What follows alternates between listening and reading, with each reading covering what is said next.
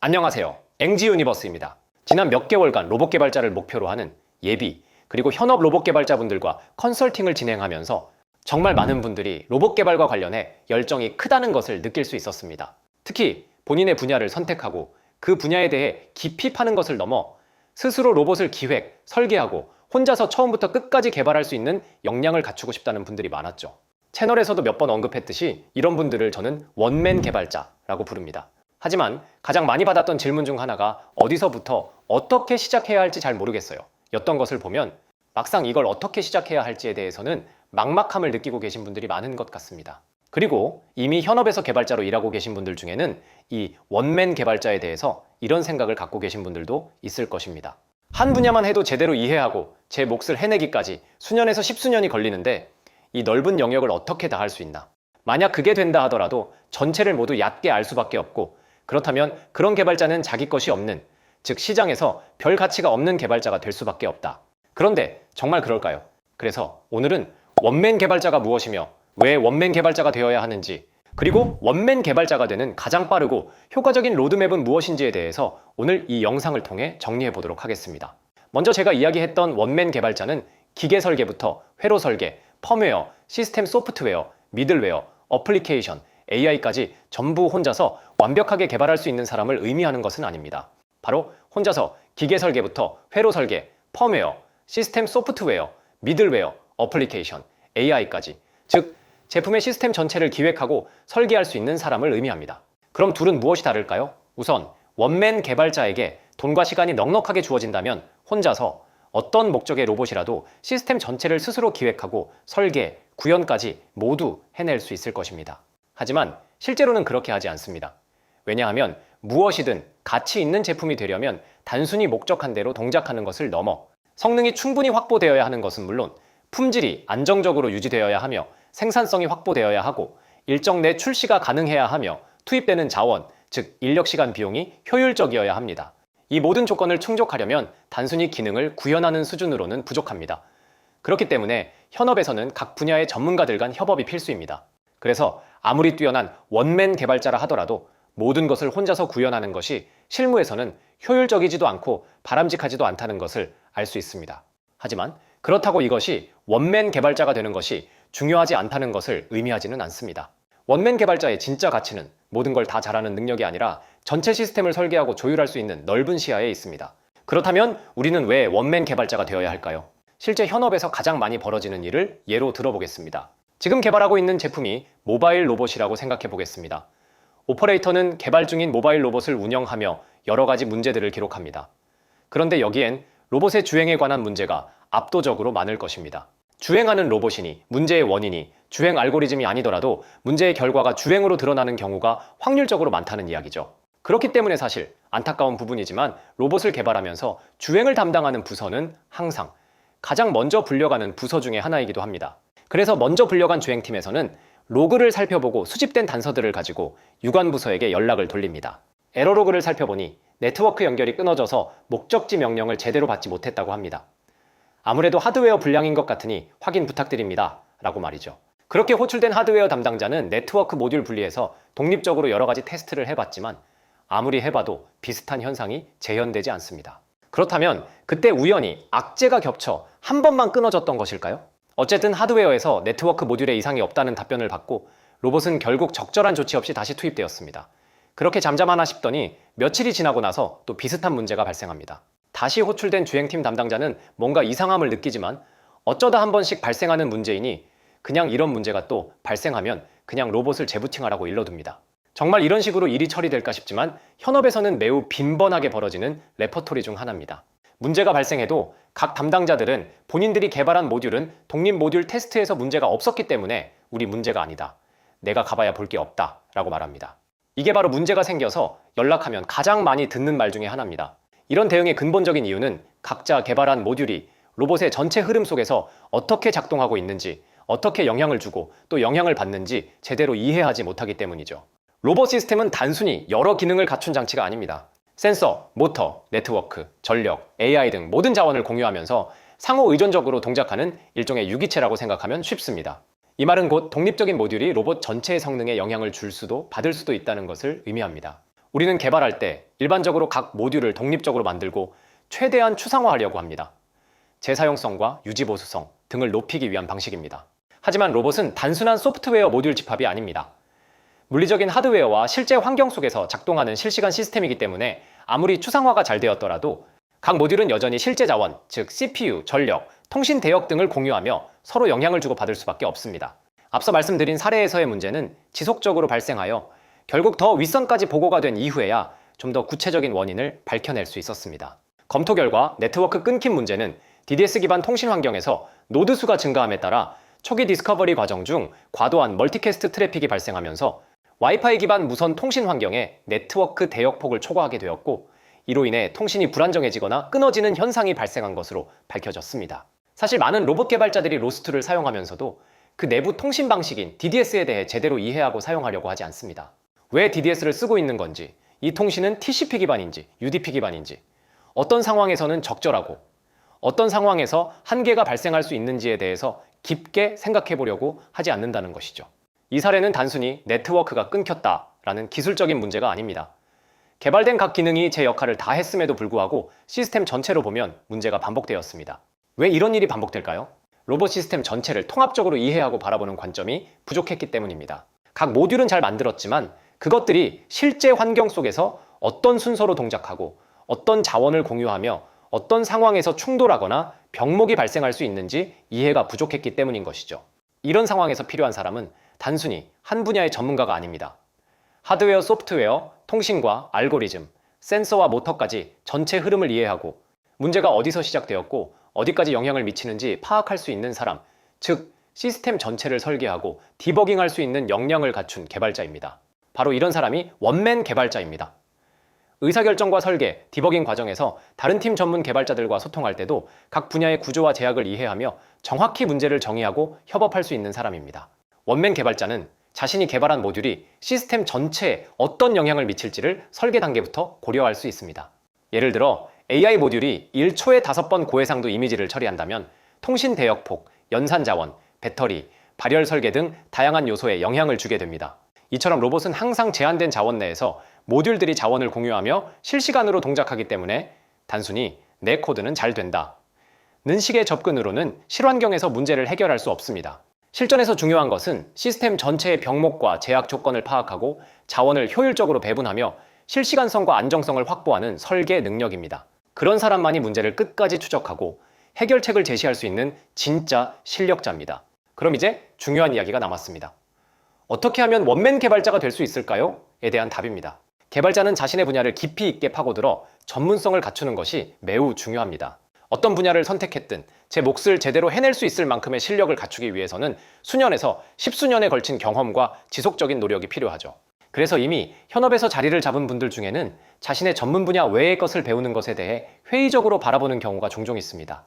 본인 영역에 대해 잘 하게 되기까지 오랜 시간과 노력이 들었으니 다른 분야도 그만큼 하기까지 많은 시간과 노력을 투자해야만 한다고 생각하기 때문입니다. 하지만 앞서 이야기했듯 모든 분야의 전문가가 되는 것을 목표로 할 필요가 없습니다. 그래서 지금부터 원맨 개발자로 성장하기 위한 4단계 로드맵을 소개하고자 합니다. 이 로드맵을 통해서 지금 여러분이 어느 단계에 와 있는지를 점검하고 다음 단계로 나아가기 위해 어떤 역량을 키워야 하는지를 파악할 수 있습니다. 먼저 1단계, 지금 개발하고 있는 시스템의 하드웨어, 소프트웨어, 블록 다이어그램을 직접 그릴 수 있다. 원맨 개발자로서의 첫걸음은 이해입니다.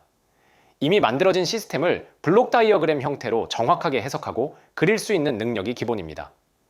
이때 말하는 블록 다이어그램이란 단순한 나열이 아닙니다. 하드웨어 블록 다이어그램을 예로 든다면 몇 볼트, 몇 암페어, 몇 밀리암페어 시용량의 전원이 어디서 들어와서 어떤 소자를 통해 어떻게 변환되어 어디로 입력되는지, 각종 센서는 제어기와 어떤 통신으로 인터페이스 되는지, 제어기로 사용할 MCU의 칩셋은 무엇이고 성능은 어느 정도이며 어떤 페리페라를 갖추고 있는지, 연결된 액추에이터는 어떤 것이고 어떤 통신 방식을 통해 연결되며 프로토콜은 어떻게 되는지 등을 순서대로 하나씩 그려나가면 됩니다. 하드웨어 블록 다이어그램이 완성되었다면 소프트웨어 블록 다이어그램도 마찬가지입니다. 하드웨어 블록 다이어그램이 신호의 흐름과 연결을 중심으로 그려진다면 소프트웨어 블록 다이어그램은 데이터 흐름과 처리 구조를 중심으로 그려지는 것이 일반적입니다. 만약 실시간성 고려가 중요한 시스템은 태스크 우선순위나 주기, 인터럽트 핸들링 구조까지 명시하면 설득력이 더욱 높아집니다. 일반적으로 로봇 시스템을 예로 들자면 사용자 인터페이스와 고수준 의사결정 로직이 담긴 어플리케이션 레이어부터 로스, DDS 등 메시지 브로커 역할을 하는 미들웨어 레이어, 상위 제어 알고리즘, 상태 기반 FSM 등이 담기는 제어 레이어, 카메라나 라이다, IMU와 같은 센서 처리를 담당하는 인식 레이어, 드라이버나 펌웨어와의 인터페이스가 담긴 하드웨어 추상화 레이어, UART나 CAN, I2C, 이더넷과 같은 통신의 물리적인 인터페이스가 담기는 통신 레이어 등으로 기능 기준으로 분류하여 상위에서부터 하위로 내려가는 흐름으로 작성할 수 있으면 됩니다. 이 단계에서는 아직 왜 이렇게 구성했는지까지는 몰라도 괜찮습니다. 다만 최소한 시스템이 어떻게 구성되어 있고 각 모듈이 어떤 방식으로 연결되어 데이터를 주고받는지를 정확히 표현할 수 있어야 합니다. 즉 정리하면 이런 분들은 1단계입니다. 다른 사람이 만든 로봇 시스템을 분해해서 블록도로 정리해본 경험이 있거나 하드웨어 연결 방식과 소프트웨어 흐름을 도식화해본 적이 있다. 혹은 로스트 패키지를 보고 노드 간 흐름을 추적할 수 있다. 하지만 아직 직접 시스템을 기획하거나 대안을 고민해본 적은 없다. 자, 그럼 2단계로 넘어가 보도록 하겠습니다. 2단계, 목적에 맞는 새 시스템을 직접 기획 및 설계할 수 있다. 1단계에서 기존 시스템을 이해하고 해석할 수 있게 되었다면 이제는 스스로 새로운 시스템을 기획하고 설계할 수 있어야 합니다. 즉 어떤 기능이 필요할 때 어떤 부품을 어떻게 연결하고 어떤 구조로 제어할 것인지를 처음부터 설계할 수 있는 능력이 2단계의 핵심입니다. 예를 들어볼까요? 사람을 따라다니며 일정 거리 이상 가까워지면 멈추는 간단한 로봇을 만들고 싶다고 해봅시다. 2단계에 도달한 사람이라면 이렇게 판단합니다. 사람을 인식해야 하니 카메라가 필요하고 거리를 측정해야 하니 토프 센서나 라이다를 사용해야겠구나. 아니면 뎁스 정보가 포함된 카메라를 사용하면 한 번에 해결될 수 있겠네? 움직임을 위한 모터와 드라이버, 제어용 MCU가 필요하고 알고리즘을 임베딩할 제슨 나노 또는 라즈베리파이 같은 SBC 또는 AP를 선정해야겠다. 소프트웨어는 인식을 위해 욜로 또는 오픈CV 기반의 사람 인식 노드가 하나 있으면 좋을 것 같고 각종 센서 정보를 처리 및 필터링해서 거리를 정확하게 측정할 수 있는 거리 측정 노드와 인식 정보를 기반으로 조건문 기반의 제어 로직이 담긴 제어 노드, 실제로 액추에이터를 제어할 모터 제어 노드까지 이렇게 구성하면 되겠다라고 말이죠. 여기서 핵심은 시스템 설계의 흐름을 스스로 만들 수 있는가입니다. 2단계에서는 어떤 센서가 필요한지, 어떤 연산 장치가 적절한지, 어떤 통신 방식을 써야 하는지를 기능 요구사항에 따라 판단하고 그에 맞는 하드웨어와 소프트웨어 구조를 직접 설계할 수 있어야 합니다. 즉 1단계는 이미 있는 시스템을 분석할 수 있다가 목표였다면 2단계는 없는 시스템을 내가 처음부터 기획할 수 있다는 겁니다. 정리하면 이런 분들은 2단계입니다. 실현하고 싶은 아이디어가 생기면 그걸 위한 시스템을 스스로 구성할 수 있다. 기능에 맞는 센서, 제어기, 연산 장치를 스스로 고를 수 있다. 전원, 통신, 연산 리소스까지 고려한 블록 다이어그램을 구성할 수 있다. 다만 아직 대안 비교나 성능 최적화까지는 어려울 수 있다. 다음으로는 3단계, 왜 이렇게 설계했는지 대안과 비교 설명이 가능하다입니다. 2단계까지는 기획하고 설계하는 능력을 키우는 과정이었다면 3단계는 그 설계가 왜 그런 구조로 되어야 하는지를 명확한 기준과 논리로 설명할 수 있는 능력이 요구됩니다. 마찬가지로 예를 들어보겠습니다. 제슨 오린 시리즈를 선택한 이유가 무엇인가요? 왜 라이다가 아닌 토프 센서를 사용했나요? 모터 제어에 유아트 대신 캔을 쓴 이유가 뭔가요? 이런 질문에 대해 3단계 개발자는 예를 들어 이런 식으로 답할 수 있어야 합니다. 제슨 오린 나노는 대략 40톱스의 AI 연산 성능과 1024 코어 앰페어 GPU를 기반으로 욜로 V8, 같은 실시간 객체 탐지 및 추론 모델을 안정적으로 구동할 수 있습니다. 라즈베리파이 4-5는 전력 소모는 비교적 낮지만 GPU 가속이 불가능하거나 AI 연산이 제한적입니다. 욜로 V8의 실시간 추론만 해도 수십 지플롭스 이상의 연산을 요구하므로 라즈베리파이 기반의 대안은 오픈비노 또는 텐서RT 등으로 최적화하더라도 프레임 드롭이나 지연이 발생할 수 있죠. 또한 거리를 측정하기 위해서는 라이다나 초음파 센서, 토프 센서 등의 옵션이 있는데 초음파 센서의 경우 야외 환경에서 노이즈에 예민하고 시야각이 좁고 낮은 해상도뿐만 아니라 수십 밀리초의 응답 속도 지연이 있어서 실시간성이 필요한 거리 측정 어플리케이션에는 사용하기 어렵고 라이다의 경우 토프보다 정밀하고 장거리 측정도 가능하지만 가격과 시스템 복잡도, 전력 소모 측면에서 소형 이동 로봇에는 과할 수 있습니다. 따라서 본 시스템에서는 비용, 성능, 통합, 용이성 측면을 고려해 토프 센서를 선택했습니다. 이 로봇은 센서를 통해 사람 위치를 인식하고 4개의 독립된 구동 모터를 실시간 제어해야 합니다. 초기 개발 단계에서는 유아트 기반 모터로도 제어가 가능하지만 실제 적용에는 무리가 있을 수 있습니다. 예를 들어 2개 이상의 모터를 동시에 정밀하게 제어하려면 하나씩 순차적으로 유아트 통신을 보내는 구조로는 타이밍이 꼬이거나 응답 지연이 생겨 직진이 흔들리거나 곡선 주행이 부정확해질 수 있습니다. 유아트는 기본적으로 1대1 통신이라 모터가 2개 이상일 경우 각 모터에 별도 UART 포트를 연결하거나 먹스 회로 등 추가 하드웨어가 필요합니다. 반면 캔 통신을 사용하면 2개 이상의 모터에 동시에 브로드캐스트 방식으로 명령을 보낼 수 있고 우선순위 제어 및 에러 복원 기능을 통해 통신 신뢰성도 훨씬 높아지죠. 특히 움직이면서 사람과의 거리 정보에 따라 모터 속도를 실시간 조절해야 하는 상황에서는 타이밍 오차 없이 정확히 동기화된 속도 제어가 매우 중요합니다. 결국 이번 단계의 핵심은 기술을 비교 평가할 수 있는 역량입니다. 비용과 성능, 전력 소모와 연산 능력, 실시간성과 안정성, 개발 난이도와 유지 보수성처럼 서로 대치되는 요소들을 종합적으로 판단하고 내 설계의 장점과 단점, 대안 간의 차이점을 상대방이 납득할 수 있을 정도로 논리적으로 설명할 수 있어야 합니다. 정리하면 이런 분들은 3단계입니다. 내가 선택한 부품이나 구조에 대해 왜 그렇게 했는지 근거를 설명할 수 있다. 다른 대안과 비교해 장단점을 판단할 수 있다. 실제 개발 상황에서 기술적 설득이나 협업 조율이 가능하다. 하지만 아직 실전 구현 경험이 많지 않을 수 있다. 마지막으로 4단계, 설계한 시스템을 직접 구현하고 통합 및 최적화하여 완성할 수 있다. 이제까지의 1에서 3단계는 개념을 이해하고 설계하고 판단하는 과정이었습니다. 하지만 진짜 실력은 이 설계를 실제로 구현하고 외부 시스템과 연동하고 성능을 안정화시키는 경험을 통해 완성됩니다. 바로 이 모든 과정을 아우르는 것이 원맨 개발자의 마지막 단계입니다. 이 단계에서 해야 할 일은 크게 3가지입니다. 먼저 직접 구현, 설계한 시스템을 실제 하드웨어와 소프트웨어로 구성하고 동작시키는 일입니다. 센서, 모터, 카메라, 하위 제어기와 상위 제어기 간 연결과 실시간 데이터 흐름을 구성하고 하드웨어 간 통신을 테스트해봅니다. 다음으로 외부 시스템 통합, 여기서는 단일 장치로 끝나는 것이 아니라 실제 서비스 흐름에서 동작할 수 있도록 시스템을 확장합니다. 클라우드 서버로 상태 데이터를 전송하거나 모바일 앱, 웹 대시보드와의 연동, 그리고 AI API, 음성 인식, 영상 스트리밍 기능 등을 통합하며 최종적으로 사용자 인터페이스를 설계 및 구현합니다. 3번째, 성능 튜닝 및 안정화. 이 부분이 4단계의 핵심입니다. 실제 구현 과정에서 발생하는 다양한 문제들을 해결하고 시스템을 더욱 빠르고 정확하게 다듬습니다. 사실상 개발자의 역량은 구현 단계에서보다 성능 튜닝 및 안정화 단계에서 급속도로 성장하게 됩니다. 그렇다면 이 마지막 단계에서 중요한 것은 무엇일까요? 처음 기획했던 것처럼 잘 동작하는 시스템을 완성하는 데 있습니다. 혼자서도 서비스 수준의 시스템을 만들어낼 수 있는 실전 역량을 갖추는 과정입니다. 그리고 이후 팀 협업에서도 전문가들과 대등하게 소통할 수 있는 실력을 갖추는 것이 이 단계에 해당되죠. 이 단계에 도달하면 더 이상 초보 개발자가 아닙니다. 스스로 설계하고 구현하고 완성도 높은 결과물을 내는 원맨 개발자로 성장한 것입니다. 오늘은 많은 분들이 목표로 삼고 계시는 원맨 개발자에 대해서 무엇을 목표로 하고 어떻게 해야 하는지에 대해서 이야기해 보았습니다. 정리하면 깊이 파내려가기 이전에 넓게 볼 수 있게 되는 것이 가장 핵심이라고 생각하시면 될 것 같습니다.